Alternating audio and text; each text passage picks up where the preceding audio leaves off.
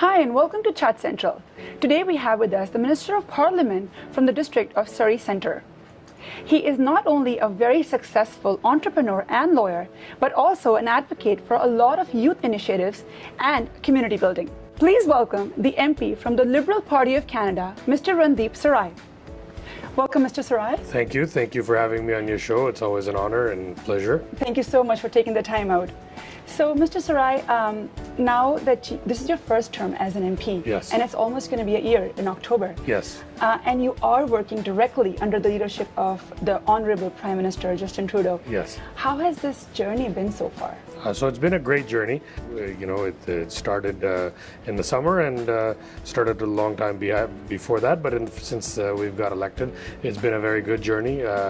We elected the most diverse parliament. We made the most diverse cabinet in terms of gender parity, in terms of diversity, South Asians, Aboriginals, every walk of life you can imagine in Canada is represented in that cabinet.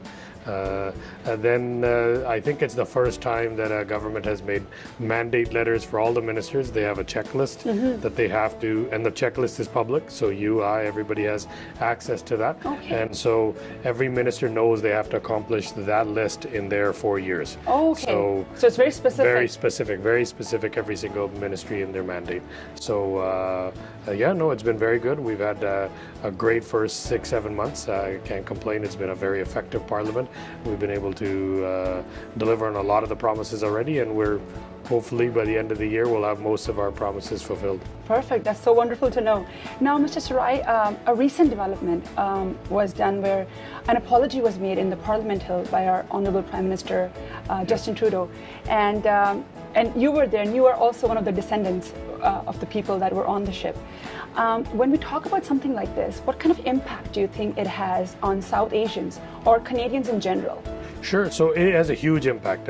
We sometimes take it for granted now. In 2016, life is a lot better. There's no racism, or if it is, it's very minute or minimal. But the forefathers and the descendant case, it's my wife, it's her great-grandfather that was the descendant. But my father came in 1959.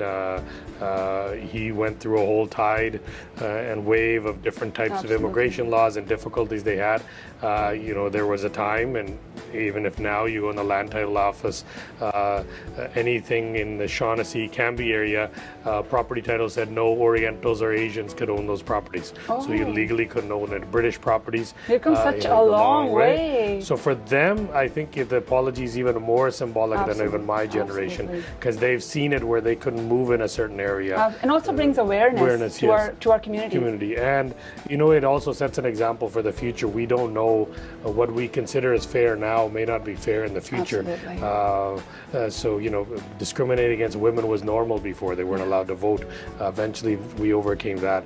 Discriminating against races was normal and accepted. We've overcome that. Many things in progression. Exactly. So now we have to always be cognizant and be smart and intelligent that in the future when we enact laws, are we discriminating against anybody? Is there any adverse effect? Will this be harsh on somebody with a disability? How will it be effective to them? So true. So those are the type of things we always have to keep in mind. Absolutely. So it sets an example for our future too. And I think this was one of the communities that was left to be apologized to. The Japanese Canadians and Chinese had already been addressed. Indigenous Canadians had.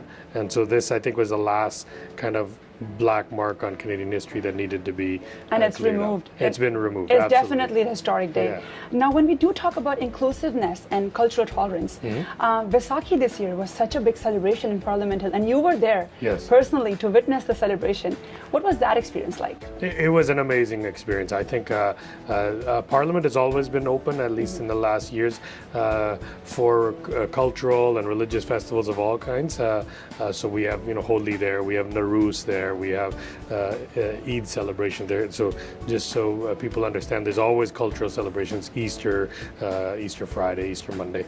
But to incorporate in such a big way, in such a welcoming way, our government and our Prime Minister had given an open invitation and said, whatever you need. And the House of Commons staff, the same way, they accommodated us in any which way.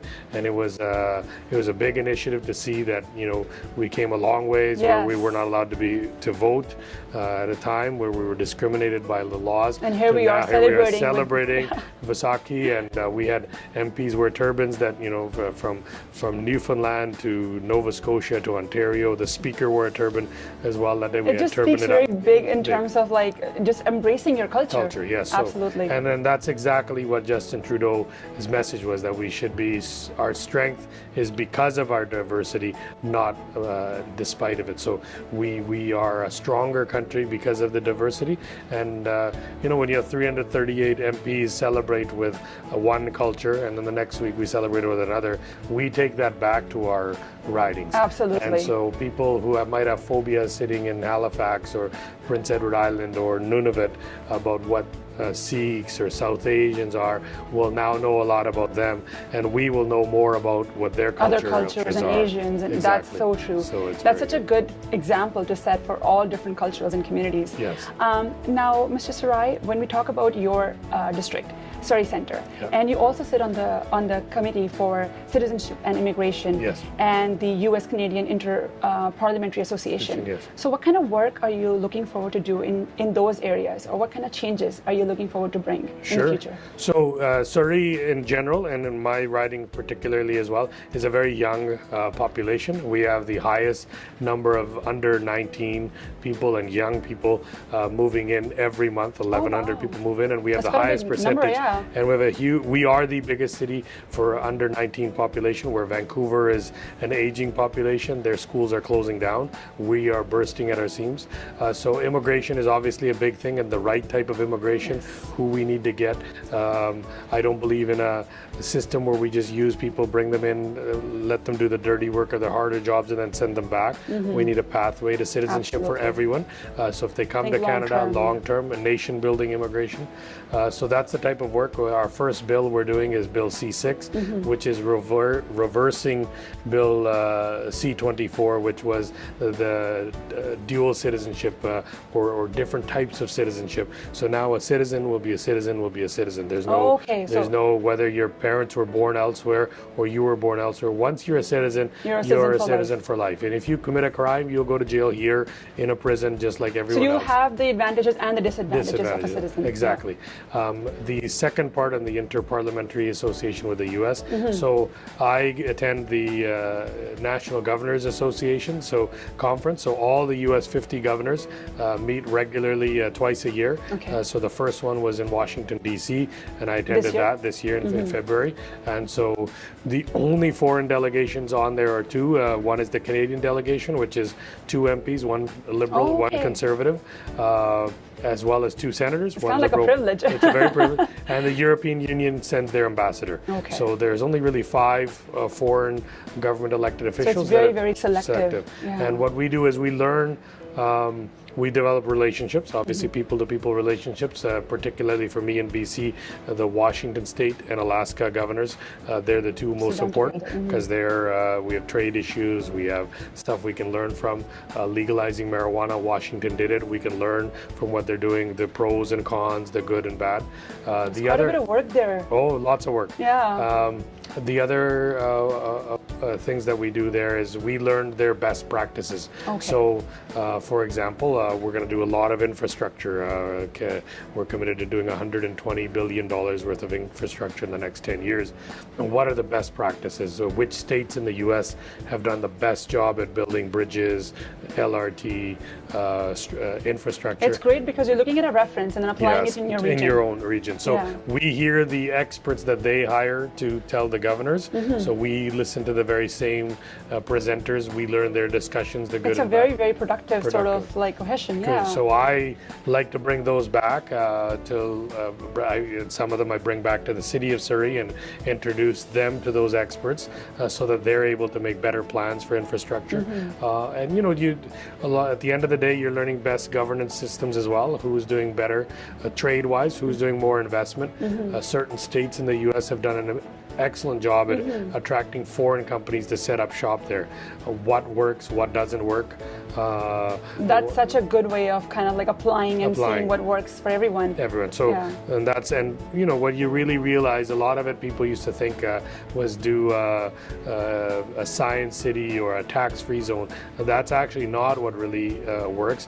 What works better is if the government gives stability, gives them 10 years of stability. People is the biggest. Where can you get the smartest, brightest people? Who has the best post-secondary education that can train people to quickly adapt to what they need? So if it's very strategic. Yeah, so if it's a car factory, how do you learn on the newest robots? Can your university or college actually train people? If so, the car plant will come to that place. Okay. So those type of things. That makes so much sense. Yes. No, that's wonderful to know. Well, Mr. Sarai, before we let you go, I would like to ask you, do you have a message for all our viewers? So my message to all the viewers is that, look, Canada is a country of dreams. Anyone can accomplish anything in this country. It's a place where opportunity is available to all. You have a fair playing field. Diversity is celebrated. And I really think that you should cherish the values of being in Canada and really guard them, not take them for granted, and be active community members.